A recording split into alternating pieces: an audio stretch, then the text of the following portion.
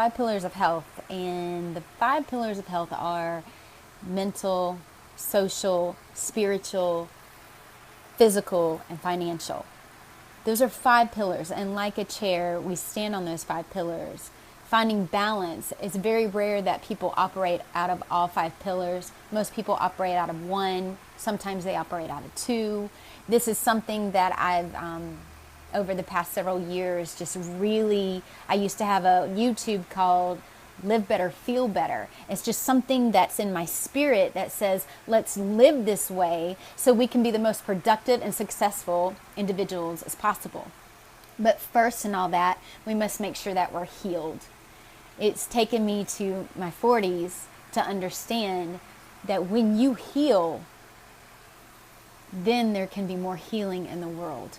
Because when we come to from a place that it's not about me, it's about we, then we heal ourselves and understand that we can heal the world. And we can, when we're fully healed, we can contribute more to the world, and we can understand our purpose. Sometimes our purpose gets fogged up and it's very uncertain, it's very unclear, because we get distracted and we get sideswiped by the things in life, traumas in life, growing up and hitting certain things in life. Those things cloud our judgment. They cloud our focus and clarity of what our true purpose is, and they can make us sick. They can eventually make us sick. And most of us are so unaware that we're even sick in the first place. We all are living in these little realities and this little mindset here. And we think, oh, my way or no way. And we think, this is how life is. And we put everything in a box. And we try to put God in a box. And we say, this is the way life is. And this is how it should be. And we don't understand that's actually not the best way to produce our thoughts, because in all actuality, our thoughts create a reality.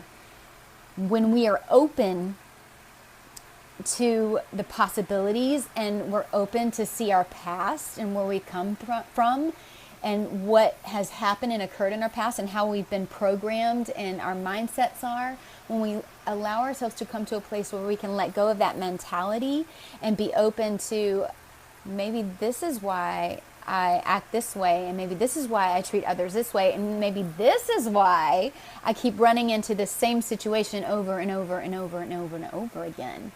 So how do we get past the circumstances and life's mess ups, or like the lessons that we feel that we have to keep learning, and maybe we're not actually putting any forth effort in understanding why we're having these situations happen over and over again, but we're creating those.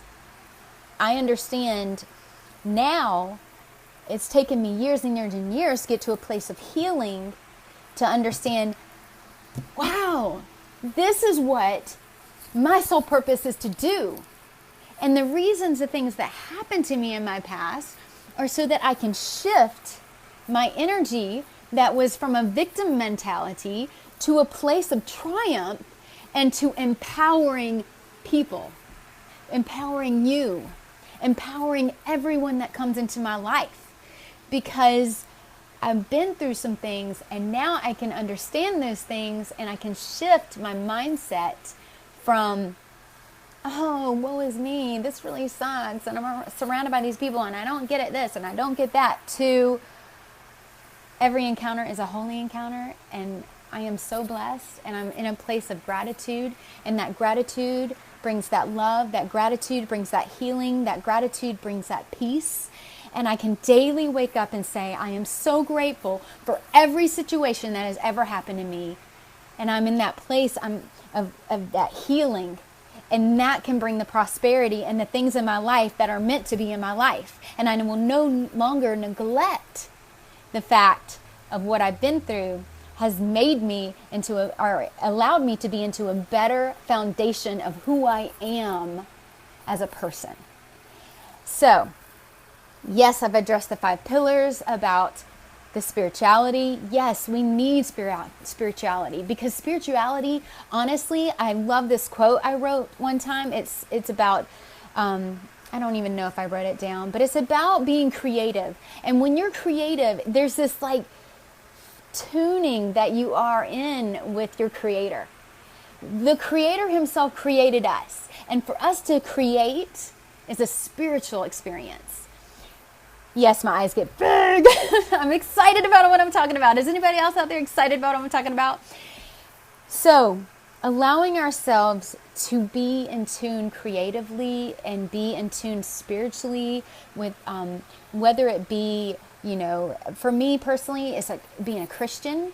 And I have drawn closer to God as my Savior. And He's not only my Savior, He's more than my Father. He's more than my King. He's my best friend. He's my everything. He inspires me with joy and contentment every day and gratitude beyond blessings. So there's the spirituality aspect, and if I don't tie that into my physical, like waking up with a grateful heart that I can move, that I can lift my arms, that I can dance, that I can move my feet, those physical attributes are an abundance of joy.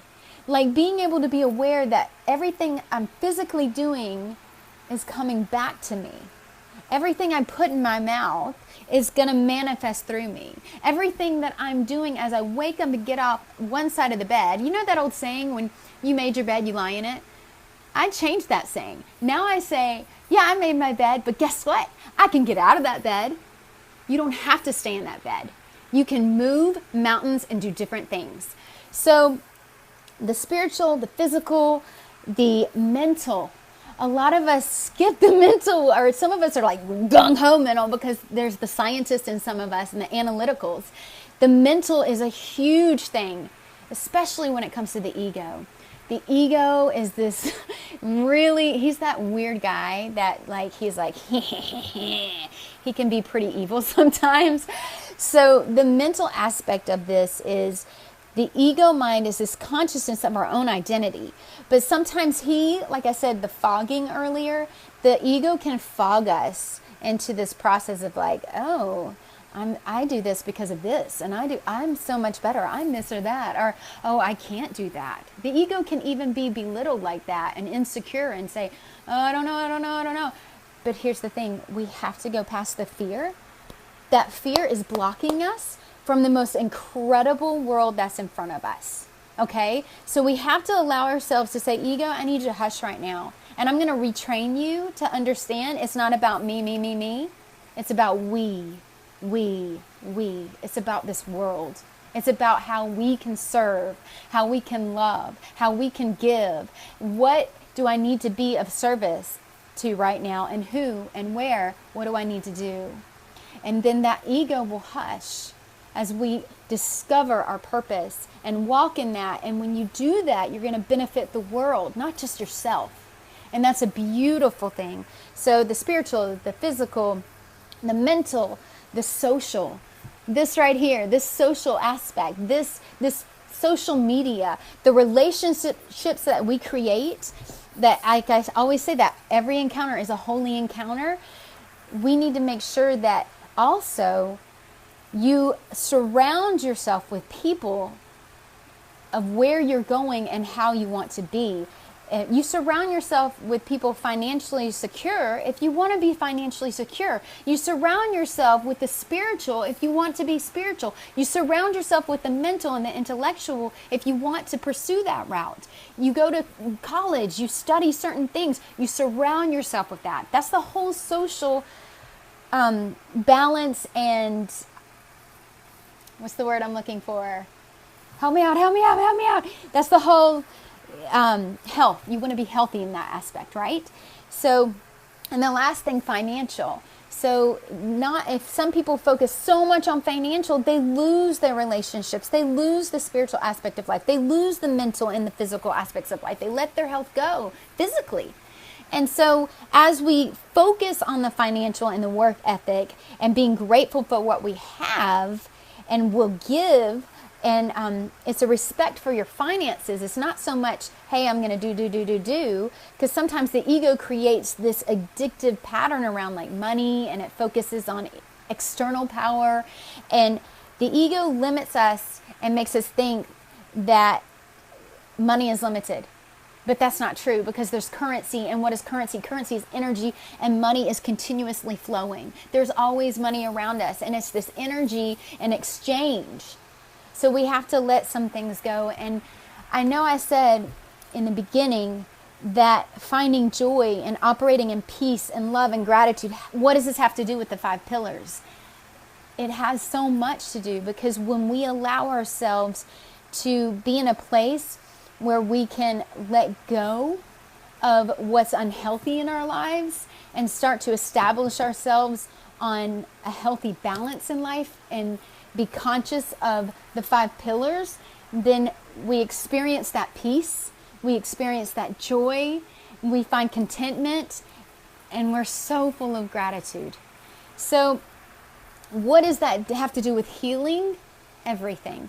I know when I focused mainly on my physical, I wasn't healed spiritually, socially. I was letting some things go. I didn't know how to have these relationships and love people where they're at and accept them where they're at, because I was not healthy on that social aspect of life, on that social pillar. I was sick. I couldn't contribute to a relationship because I was so focused on something else in my life, another pillar. So what we need to do is allow ourselves to, like I said earlier, with letting the ego go and all those things, letting those things go and understanding that I can have balance on all 5 pillars. Now I can know, I totally know what my purpose is. My purpose and my heartbeat is to see people that are oppressed and that are abused free. That they will not be chained down. They will not take the victim mentality, and that they can walk in freedom.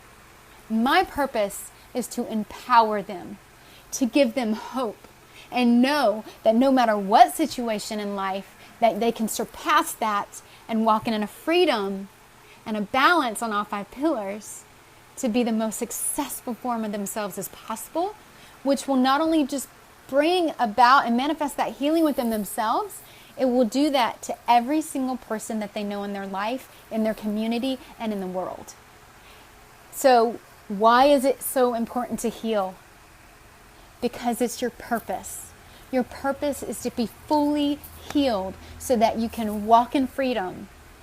And when you walk in that freedom, you're allowed to impact the world in a way that will change not just your life, but every single life around you, every relationship you have ever had, and you will impact the world. That energy is a pure, beautiful, healthy energy that will help you and me and us, and it's no longer about me, it's about we.